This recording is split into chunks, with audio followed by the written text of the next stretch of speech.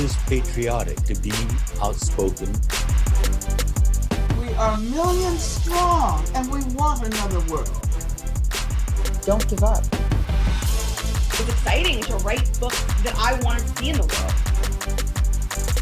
This has been the most rigorous medication rollout this world has ever seen. Good, not prison. Get loud.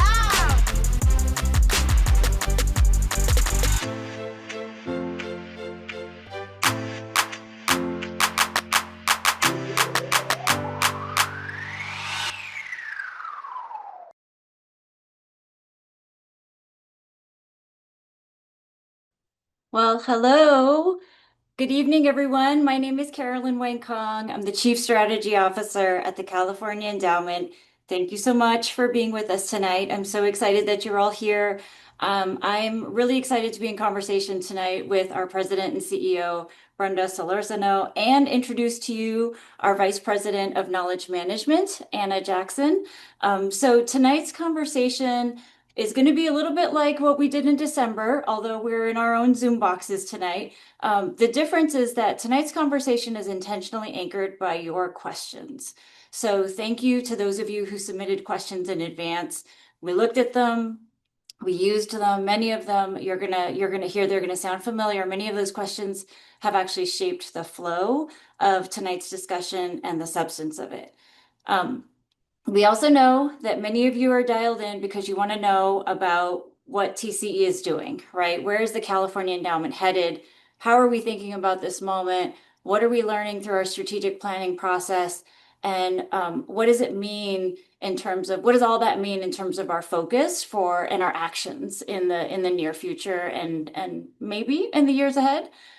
So throughout tonight's Q&A session, we're going to share some updates with you, share some updates on our strategic direction. We're going to share a little bit about how we're thinking about decisions that need to be made in this time of crisis, constant crisis, and how our values, power, and community voice are shaping our path forward. So think of this as a conversation at the intersection of reflection and action, grounded in your real questions, and oriented towards where we're going to go next. If you have a comment or a question that pops into your mind as we're talking tonight, please go ahead and feel free to drop it in the chat. I want to remind everyone who's tuning in that this conversation is being recorded, and we're going to go ahead and post it on the California Endowment's website tomorrow. We'll send everyone a link to the recording so you can share it with friends who couldn't make it, or you can view it again if you'd like, take another look yourself. Before we begin, I want to introduce Frida Bloom and Andrea Lust, who will be providing Spanish and American Sign Language interpretation services tonight. They have some important instructions for us. Thank you, Caroline. In order to provide language access, this meeting will have simultaneous bidirectional interpretation into Spanish as well as American Sign Language. My name is Frida Bloom, and I'll be providing interpretation in Spanish. My colleague, Andrea Lust, who you see next to me now, will provide interpretation in American Sign Language. If you wish to continue to see Andrea after this demonstration, please click on the interpretation button below and select American Sign Language. And now I'll explain how to enable the feature in Spanish. Si necesita interpretación en español y está en su computadora portátil o de escritorio, ubique el icono en forma de globo en la parte inferior de su pantalla, haga clic en Interpretación de idiomas y después seleccione Español o Spanish. Si está en su computadora portátil, su iPad o su teléfono, busca el menú de 3 puntos o que dice More en una de las esquinas de la pantalla, haga clic en Interpretación y después seleccione Español o Spanish. Gracias. Thank you. Thank you, Frida. And thank you, Andrea, as well. Okay, so let's get rolling. I'm honored to bring Brenda Solórzano on the screen, who you all know, and introduce you to Anna Jackson. Anna joined us about 6 months ago. Time is a blur. About 6 months ago, as our Vice President of Knowledge Management, she oversees our grants effectiveness function as well as our emergent learning team. So welcome, Brenda and Anna. Thank you. Thank you, Carolyn. Yeah. Thank you, everyone, for joining tonight. I'm really excited about the conversation and really honored to be doing this with both Carolyn and Anna on a shared platform to answer the questions that are out there share a little bit about what's going on and just talk about how TCE is thinking about both meeting this moment and getting ready for the future. Great, great, great. And you're seeing us in Zoom boxes this time around because Anna and I are in our Oakland office, Brenda's in LA, but we're still going to make it conversational, even with the boxes. So the last time we did this, Brenda, it was you and I, it was December, and that was our last CalEndow live session. We were in LA. I feel like a lot's happened since then. So want to ask you to just first catch us up on what's been happening at the endowment since you and I last spoke in December. I know I was here for it, but we'll have you start. I'm happy to share. So, we were coming out of that session beginning to talk about what does it look like for us to step into this idea of finding a North Star, doing strategic planning. And since then, we've started internally to have these conversations. And the thing that we have realized is that this is not a moment to do your traditional strategic planning, pause, take a long time, use a lot of resources to figure out what we're going to do next. And so we've pivoted from thinking about this as a strategic planning moment to really thinking about how do we build a strategic guiding framework that allows us to pivot both in the meeting the here and now, but also how do we pivot with everything that is happening in the external environment and all the things that we can't even begin to imagine and plan. So I think we've really shifted away from this traditional kind of, process that could feel heavy and out of touch to let's be nimble, let's listen, let's really engage community in this process. So that's one shift. The other thing that we've done is we've also begun to put money out. I was really proud of this board. I said it in December, their decision to increase our upspend over the next 3 years. So starting last year, this year, and then next year. And since we last met, we have made some pretty significant investments that continue to demonstrate our ongoing commitment to the things that the endowment and the communities we work with really care about. So I'm just going to highlight a few of those investments that we've made. We did a $25 million grant to the Black Freedom Fund. We want to continue to be unapologetic in our commitment to supporting Black communities, Black-run, Black-serving organizations. And we believe that partnership with the Black Freedom Fund is one of the best ways for us to continue to live out that commitment. We also, as a health foundation, have recognized that there are significant attacks that have been coming down on the safety net in our state that really provides services, access to care, access to behavioral health, and other kind of social determinants of health services that are provided by our safety net. And so we have invested, we made a $20 million grant to the California Primary Care Association to really support the ability of community clinics across our state to continue to operationalize and do the very important critical work of providing care and services to the communities that we care about. And then another example that I think is important that continues to demonstrate our commitment to issues and populations that we care about is a grant that we made to Planned Parenthood. We made a $3 million grant there to again continue to support the very important work that Planned Parenthood does to provide healthcare services to women and men in our state. And these are just some examples of how we haven't slowed down as we've been entering this strategic planning framework, guiding, whatever you want to call it, process. We've continued to be anchored in those things that are important to the endowment and the communities we work with. We continue to push money out the door. As I often tell the team, we're building the plane, flying the plane, designing the plane simultaneously, because that's what this moment is calling for.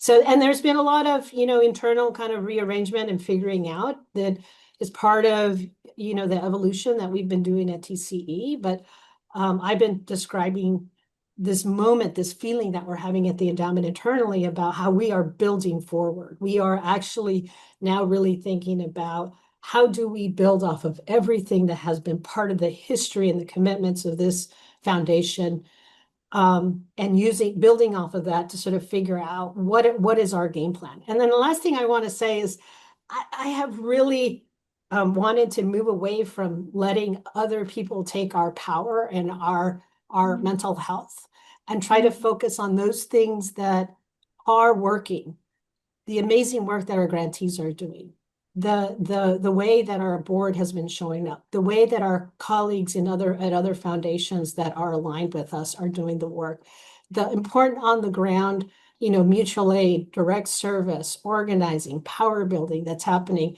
We have to stand in front of that and celebrate that right now, and not give into the despair, the fear, and the attacks that we are seeing every day come from different places.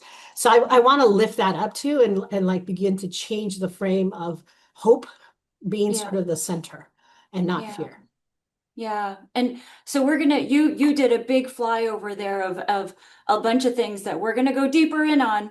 Don't worry, we're gonna go deeper in on all of those things. But the short take home is we've been busy, right? And no one's just been standing around, but really thinking about how do we meet the moment and get more focused as we go forward. And yet the world continues to shift around us, right? And it hasn't been exactly easy. And so I'm gonna tee up the first audience question, and I'll direct it to both of you, Brenda and Anna, because there's a lot to unpack there. But this first question is from Deborah from San Diego, and she asks, I'm going to just read it. The New York Times published an investigative report detailing decades of sexual abuse by Cesar Chavez.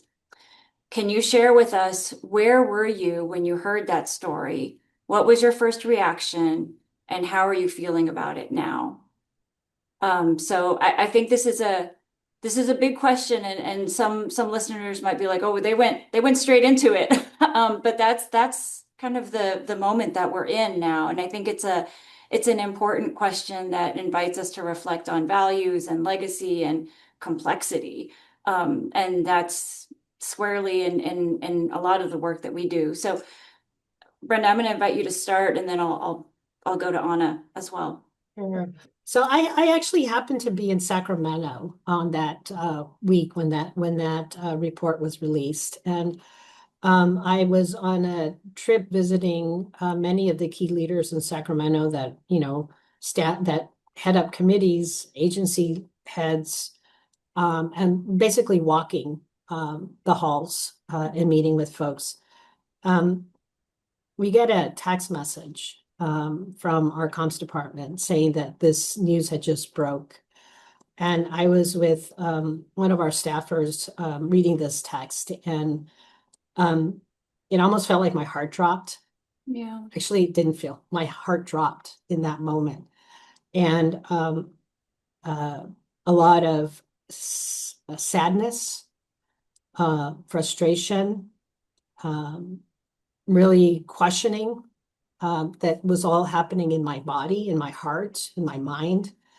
But very quickly realized that we need to do a few things. We needed to recognize the truth that these women were speaking and that Dolores was sharing. We needed to look at and recognize that the farm worker movement was greater than just one individual. And we couldn't let this one sort of story, just a page story, undo all the amazing work. We very quickly put together a statement in support of the women and Dolores, reached out to Dolores and her staff and family, and put a statement out in support. And it also caused us to experience firsthand what the Latino Legislative Caucus was doing in this moment, dealing with this situation. And I think that there's been a lot of coalescing around making sure that we name the awfulness of this. We honor all of the leaders. We honor the movement, and we honor Dolores and these women. And so that's how we move through it at TCE. We will continue to support the farm worker movement. We will continue to support Dolores. We've been in deep partnership with her for a long time. And I think it's raised for us, there's always going to be humans who are imperfect. And then we have to navigate around that, and we have to figure out how we take the good. We have to figure out how we deal with the trauma and how we heal. And then more importantly, how do we move forward? And I think, that's part of why, for me, this connects back to how we are moving forward and figuring out everything, whether it's this story on Cesar Chavez, whether it's, the rise of autocracy, whether it's elimination of the safety net. They're all hard things and they're painful, but we got to work through them, and we got to figure out how do we pivot in this moment towards something that is more aligned with the vision that we have for a true multiracial democracy. Anna, I'm going to go to you too. Yeah. Hi, everyone. It's such a softball question for my first time speaking with you all. Yeah. But I will just share that at first, I felt disbelief. I thought it was maybe a distraction. I was hoping it was a distraction. And then I'm sort of ashamed to say that my next thought was, how are we just now finding out about this, and how come there was so much silence? And the reason I say I'm ashamed is, as someone who's experienced intimate partner violence, I'm aware that we are often, especially as women of color, having like a pressure to uphold the code. We can't air our dirty laundry out. We have to really stay unified. And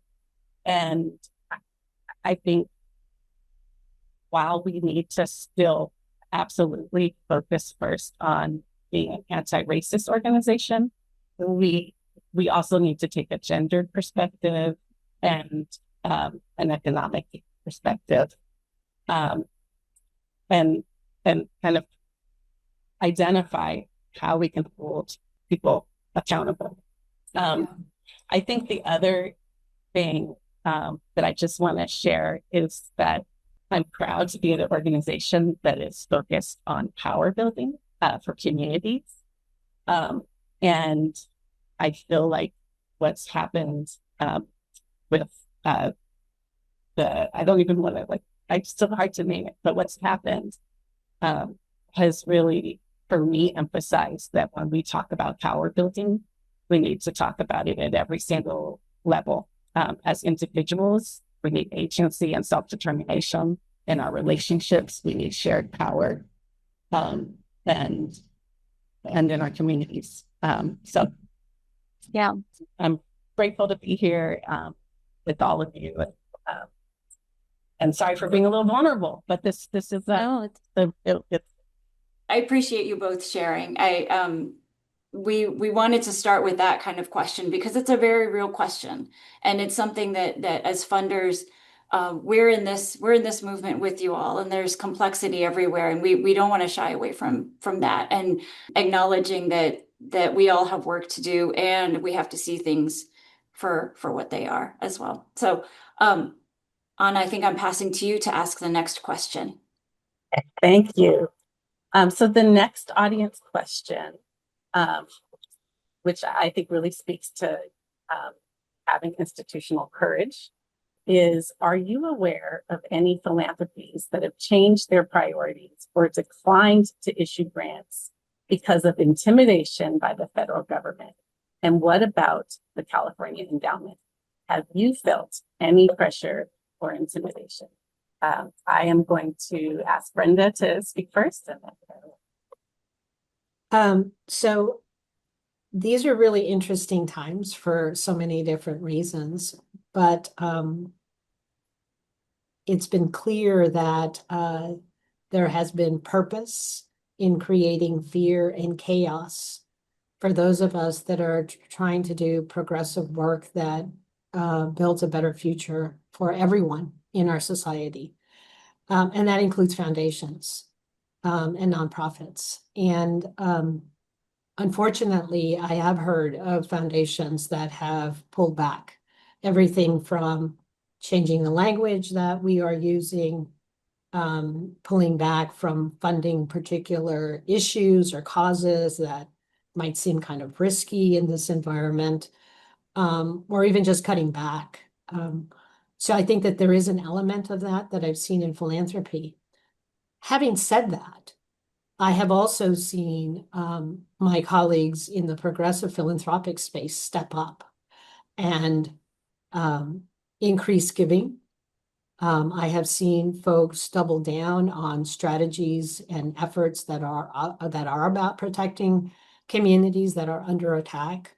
I have seen a level of coordination and collaboration among funders at various levels, at the state level, at the local level, and then at the national level, where we are coming together to talk about how do we collectively stand up in this particular moment. And I think one of the fields that pretty quickly shut down a lot of attack on the field because we finally came together. And so those are all positive things, even in light of some of the things that we have seen that have been disappointing in philanthropy.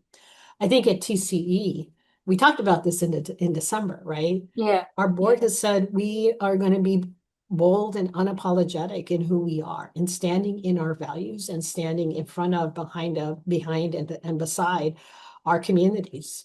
We're going to double our payout, which we have. We're going to continue to be committed to racial and social justice. We're not backing away from that commitment.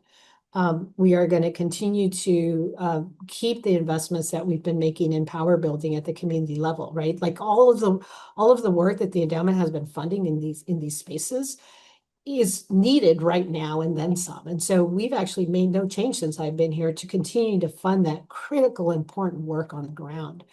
And our board continues to push us, and I continue to push the staff on taking this bold stand. We are the ones that are best positioned with the resources that we have the privilege of stewarding to stand up and to say the things that need to be said, to push back and to fund where we need to fund in order to achieve the mission of the California Endowment and the amazing work that everyone is doing out there to create a better life for all. We all deserve it. And so I'm proud of being here. We always do gratitude at the end of our leadership meetings at the endowment. And today someone shared, I'm just grateful to be here at TC, being able to do that. And that really resonates for me because in this moment, I feel emboldened and activated by our board, by our communities, and by our staff to stay in that space. So I have a question for you, Brenda, around this, because I think there's funders that are increasing their spend and doing things, but maybe they're not as vocal about it. I know you're in a lot of rooms with different funders and different CEOs.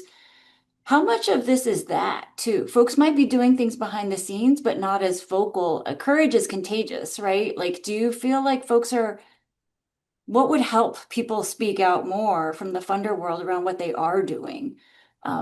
More of us speaking with more frequency, Yeah. I think Yeah. is part of it.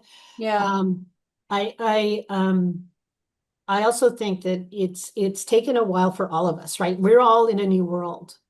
And CEOs of foundations are humans, just like everybody else. Yeah. And we've been kind of slapped around and trying to figure out, like, what does it mean to lead a foundation in this moment? It's radically different than it was even 2 years ago.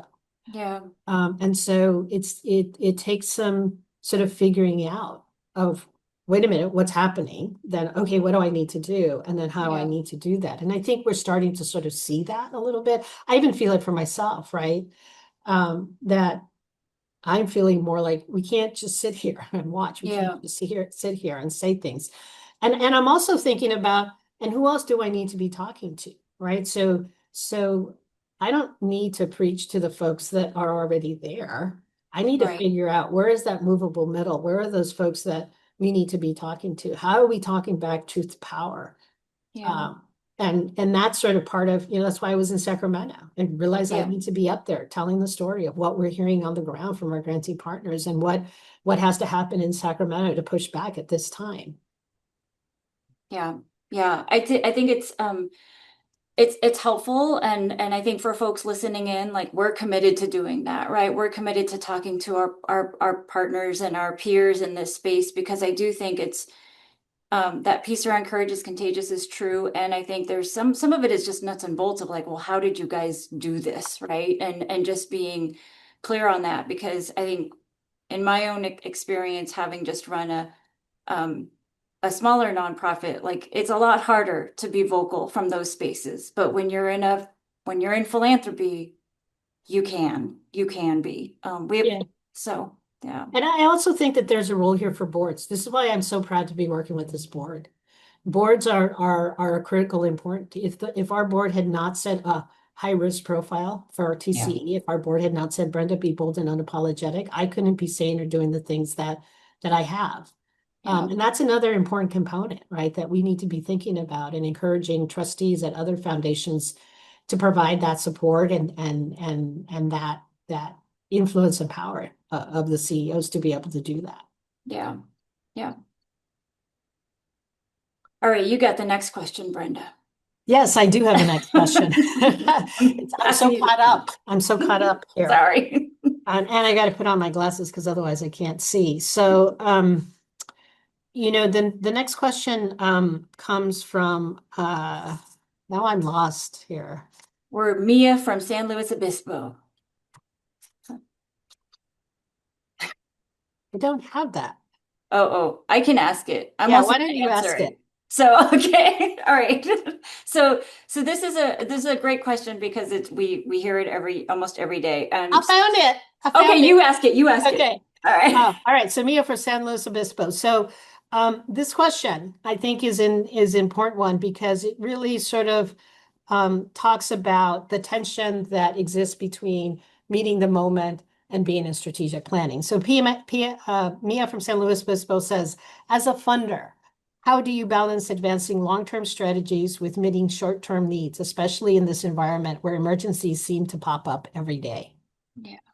And I'm going to throw that to Anna first, and then Carolyn. Okay. Thank you. I want to name that sometimes I and others in the field have this like false dichotomy that it's either you gotta plan or you gotta do. And I think it's really critical that we're doing both at the same time. I think sometimes when we say strategic planning, it feels like you're slowing down. But what I'm seeing in real life is that there's a lot of speeding up and a lot of ways that the endowment is really trying to meet the moment while thinking about future impact. In my role as knowledge management lead, one thing that's been that I'm grateful for is right now, because we're doing and planning, there's a lot of efforts where we can be learning from the doing to inform what comes next. And so as an example, we've really been taking in the findings from the grantee perception report to really understand how grantees are experiencing working with the endowment, and are identifying lots of areas where we want to think about how to take this moment and support grantees in new ways. And so that work is informing our strategic planning. And I'd love to have Brenda share a little bit about some of the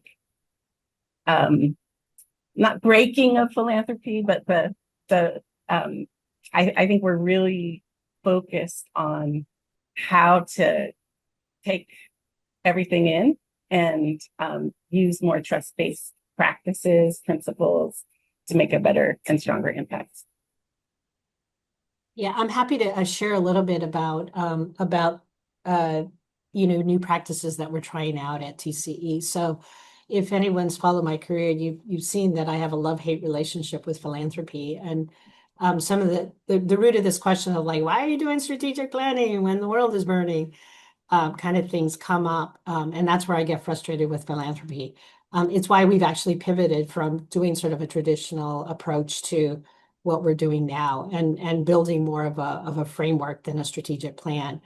I'm also really, really interested, and I think we're going to talk about it in a little bit, of how do we actually flip the paradigm, the power paradigm, so that it isn't experts working with boards and staff figuring out what the problems and solutions are and developing a plan, but rather really engaging community. And this is a task I've given to you, both of you, right? Of, okay, how do we do true community engagement? Not just run something by people at the end of the day, not waste their time when they've already shared a lot of information, but truly, truly it be driven from the ground up. And it's something that I'm committed to and the board is committed to. And that's very different, right, than your traditional philanthropic strategic planning processes.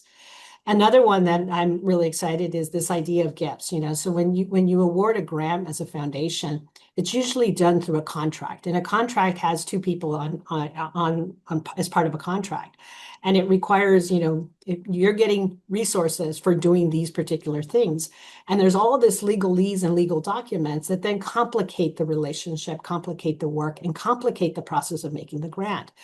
So I've been toying with this idea of like, let's stop making grants. What if we start making gifts? And we actually just write checks and allow people to actually figure out how they deploy those resources to meet the moment in the work that they're doing. There was a question in the chat of, how are you funding particular organizing things? Well, what if we didn't have the answer and we just gave you the money? We freed the money for you to be able to decide how it is that you think you need to organize yourself. So that's another concept that we're trying now. We're piloting it right now with a small group of grants at TCE. Another example is one that I'm hoping we're rolling out this summer, which is an opportunity to create that program that I've talked about since I got here, which is, what if it took you 5 minutes to apply for a grant? You got a response within 24 hours and you had a check in your account within a week. And that check was a general operating gift that you could deploy in the way that you thought was most useful for the work that you are doing in your community.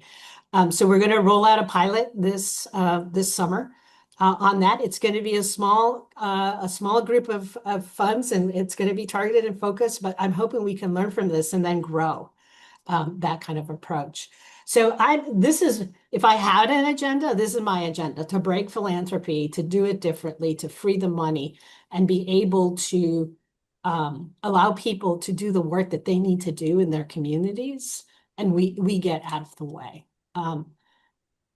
Carolyn, I know I've no, that's a lot more to you. Like no. So this is good. We're a little all over the place. This is how we are in real life. So this is good, and this is the complexity of the work, right? And I hope what folks are hearing is, as we think about planning for the short and long term, we're not focusing on just a what, right? We're focusing very much on a how as well, and we are using this time period to really test out ways that we can be better partners in the movement and the ecosystem to partners, and thinking about, how do we get away from the traditional constructs to, as Brenda says, free the money. So it's good, because I think folks really need to understand that it's not just about what we're working on, but how we are conceiving how we behave as a funder, as a resource in the work that we're trying to do is equally part of it.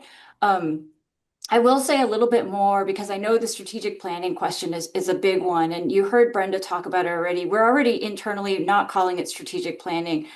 Our comms team has been hard at work working with us on how we frame it, but it is really more about a refinement. And it is absolutely what Brenda's mentioned at the top, which is we don't need this whole big engineered process, right? And as a health funder, right, typically you're like, okay, which of the social determinants are you working on, and what's your root cause analysis? And we know a lot already. We don't have to go through and do all of that. And plus, the other thing that we've been talking about internally is you can do all of that really thoughtful mapping around, are you upstream, are you downstream, all of these things. But the fact of the matter is that the terrain has changed significantly. The terrain in which we are trying to drive health equity has changed. And if you go through a big, extensive process without recognizing those shifts, you will not be successful. And it'll be like 3 years from today, right? So we are not here for that. We don't have time for that. And so the pivot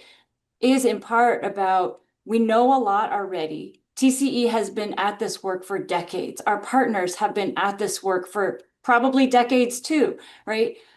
And so we are out and about, and part of these process changes too, I want to note, are also about freeing us up from bureaucracy inside the organization, getting us outside. So we're not in meetings and working on process. Our folks who work here want to be out in community, and that's where we learn, right? And so this is where it goes hand in hand, is how are we actually taking in and building from so much of what we already know to sharpen where we need to go next. We have not even put a time frame on this, right? I know in the beginning we're like, oh, a 10-year plan. Who can plan for next week at this point, right? And so right now it's a framework to help keep us agile so that we can be responsive, but we do have to have clarity. We do have to have clarity on our North Stars, on what we are here for. We are here to increase racial equity and health equity. That is what we are here for. We have a strong belief that you can only get to health equity by getting to racial equity. You can only get to health justice by getting to racial justice. And so that's a big enough set of things for us to work on right there. But what's important is that we stay clear on that, because I think the short term, this is where I will say I have my own gratitude for being at TCE, because in this moment, the short-term needs are so vast, and yet you know that you can't take your eyes off the prize around this long term. And at a place like the Endowment, we're actually able to do both, right? So we have continued all of our investments to continue to fund our groups that are doing organizing and power building, especially now when we have opportunities for bases to be growing hugely, right? So those investments need to continue, and we have this increased spend. So we've not paused. We're doing what we were doing before, doubling our grant making with meeting the moment with our upspend, and doing the refinement at the same time. So and that's important to us, right? Because it means being accountable to our mission and accountable to our partners, means that we can't pause. We actually have to do all three at the same time, and break philanthropy so that we can be more efficient at it. The other thing that I just want to name too, that is in this moment, as much of the resources as the endowment has, I come from a much smaller funder. We have to collaborate. We have to collaborate across the field, right? And so a number of our staff a few months ago now pulled together, I think it was like 28 funders in Sacramento, to map out like, okay, what's everyone funding, right? And what are the things that you're already funding? What are the things that you want to be funding, so that we just have a map now of where's everyone at, because we also need to coordinate our collective resources, be they grant making, communications, investments on the back end as well. So that's a lot. You got a lot from us there, but hopefully you're hearing it's both a what and a how, and it's trying to move with a little bit more agility. The other thing I'll just want to say, because I think there's a lot of the questions are sort of like, so where have you landed on your strategic plan? We're just starting it, guys. So we have not landed yet. We are in the process of doing the scanning and but trying to accelerate us now with this less engineered process, but it's not done yet. So I just want to clarify that as well. I think I'm messed up, and I will use this as an opportunity to just do one more dichotomy. I think as Brenda was sharing all of the different ways that we're thinking about breaking philanthropy and building trust-based practices, we still believe learning and knowledge creation is really central to this, not only for our own internal learning, but because we want to influence the field. And so we're also really committed to sort of continuous learning as we go, and continuous adapting, which is also part of what Carolyn was saying about the can't have necessarily a 10-year plan when you do want to be adaptive and understand, learn and make decisions based on it. Okay, I will go to the next audience question, which is from Dan in Riverside. And he asks, has the endowment considered providing funding for projects that were previously funded by the federal government, but got cut last year, specifically medical research and public health outreach? Is this something you think the endowment or philanthropies generally should look to backfill? And I'll start with you, Brenda. So the federal government has an annual budget of $7 trillion.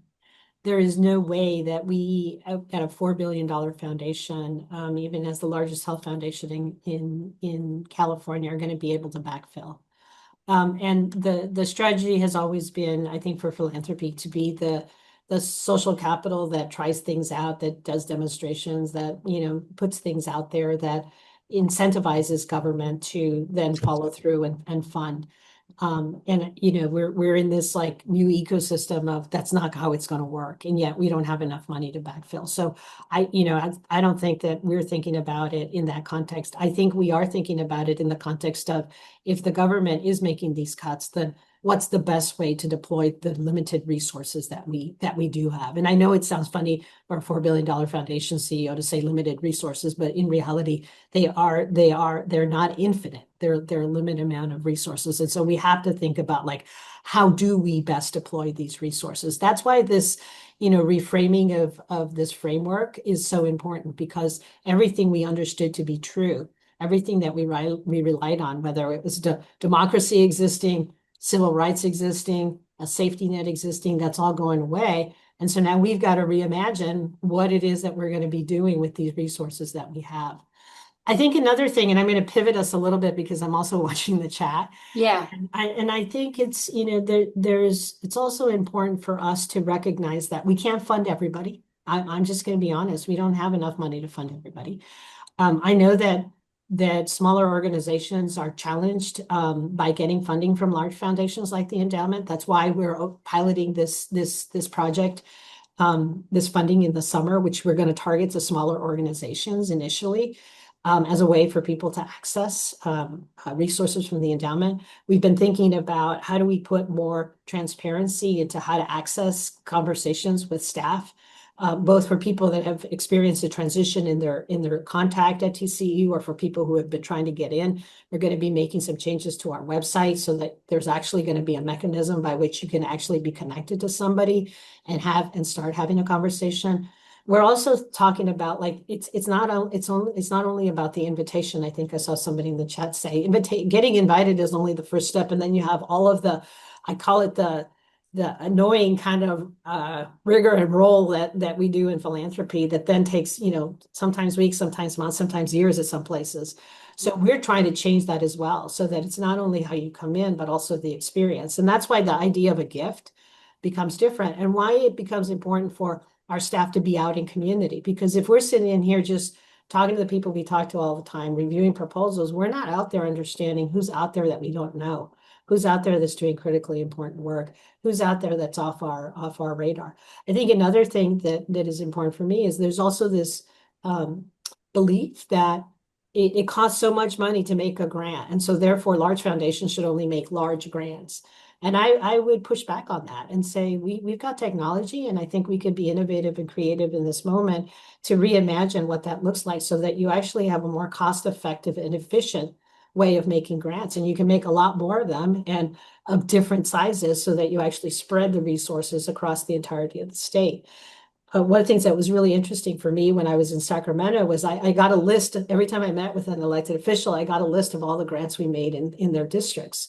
And there were certain areas of California where those lists are very long, and there's a lot of districts where there was one and sometimes none. And so when we talk about being the California Endowment, we got to be thinking about the totality of our state, not just those places where we happen to have regional offices or we happen to have made previous investments.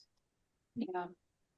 So I want to jump off of a few of those things too, because I think I'm also watching the chat as well. And um, uh, I think back to the backfill question too.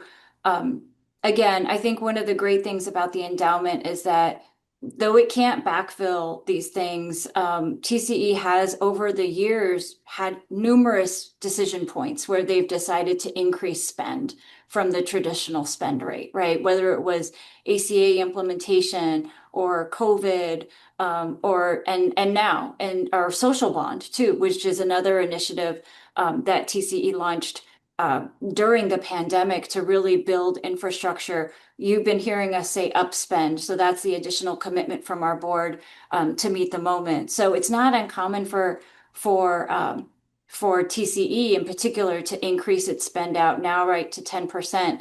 I think it's necessary to say and to also share with folks that a lot of those commitments, those upticks are temporary, right? And so right now, like for example, we have our social bond commitment that was initiated in 2021 that's going to be coming to a close soon. We have upspend, and so that'll be concluding in 2027. And so I just want to name that for our audience too, is that you're seeing increased spend. We are going into a refinement. We have some decisions to make around how we focus some of our strategy, because our resources and our grant resources are likely going to be decreasing after 2027 because of these initiatives that are ending. The upside that I will say, which you probably heard us talk about in December, is one thing I really appreciate about Brenda and her leadership is really encouraging us to take an enterprise-wide approach at the endowment, right? And so grant making is maybe a couple $100 million a year, but the endowment is $4 billion, right? And so how do we actually leverage all of the resources that we have towards mission?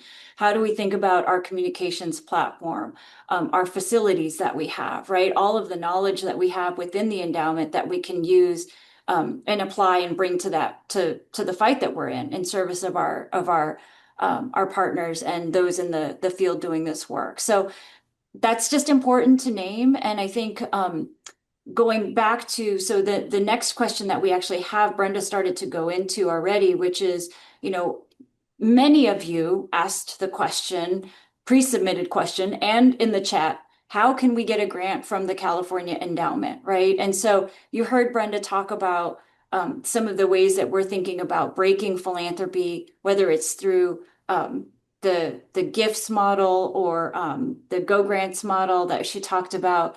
But I do want to name that question is not lost on us, because what it tells me, right, is that it's not been clear how you get funding from the endowment. And the other truth that I want to share here, which is intentionally the right one, is that, the endowment is one of many funders that, or rather one of few funders that has said, we are here to fund folks in the long term. And we know that building power takes a long time. And so we're going to be making multi-year investments in folks in order to build that power.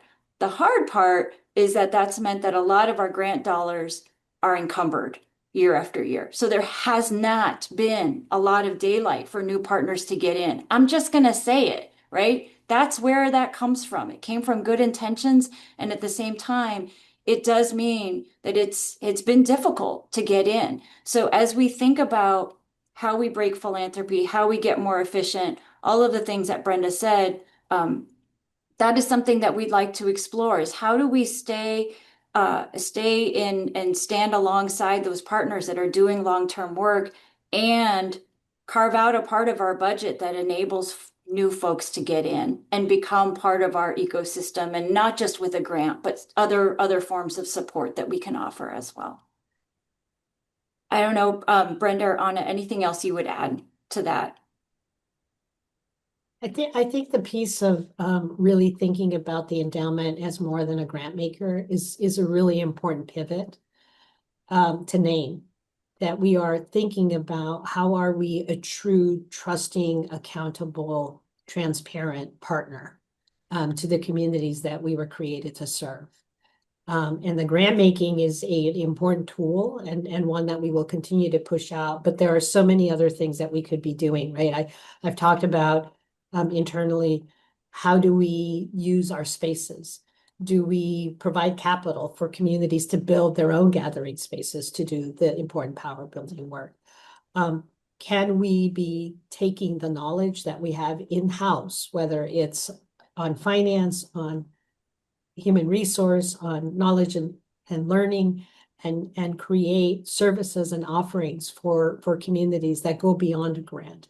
What would it look like for us to have an agenda, have campaigns in the way that the endowment has historically had, and be able to move all of the collective work, forward? So I'm really excited about that, a reimagination of what a foundation is and does and operates that is radically different, I think, than your traditional, oh, we just think about the endowment as a grant maker. Mhm. On anything else you'd add? There's so much, but I know there's only 6 minutes and we have It's okay. It's okay. I'm watching the list, but yeah, feel free to add, and then I'll tee up maybe a last question. Yeah. I mean, I'll just say, as a pretty new member to the endowment, I remember my impression being it's really hard to get in. And once you're in, there's support, there's partnership, and like you said, long-term investment, but so hard to get in if you don't have the right map. And I think it's going to be a really important sort of tension that we're balancing there. And I'm all for it in terms of rolling up our sleeves and trying to figure out the right balance. I just also want to say thank you to everyone who's putting things in the chat. The three of us are leading the strategic refinement process, and I'm seeing so many nuggets here around approaches and ideas, and just it's energizing to really see the energy in the chat. So thank you. Thanks for that. We do have 2 more questions. I'm wondering if we can talk a little bit about the community engagement process, because there's been a lot of questions. We touched on it lightly at the front end, and maybe we could jump to that question. Yeah. So as I said at the beginning, I've tasked you guys with really creating a community engagement process. How do people have an opportunity to engage, participate? When will they know what's coming down the pike? And since you two are really leading this internally, I'm put you both on the hot seat here. I'm happy to start, Anna, and then I'll punt to you. And so this is actually being shaped pretty live. And so what I'll say is, as you can't see it on my whiteboard, but it's there in terms of there's lots of different audiences that we want to make sure we talk to as part of the process, and we are definitely balancing speed with thoroughness, right? And so as I mentioned earlier, we're trying to work from what we already know, and lots of our partners. I want to say thank you to our partners, because a lot of our partners have done listening or strategic planning, or they've done landscape scans. And so we've said, just share them with us if you can, because that means we build on that. We don't need to recreate it. I will say that there's a few audiences that we are going to make sure that we are doing some deeper engagement with. Obviously, our board and our staff. We're kicking off a staff engagement next week. Our staff is a wealth of knowledge around where we've been and where we should go.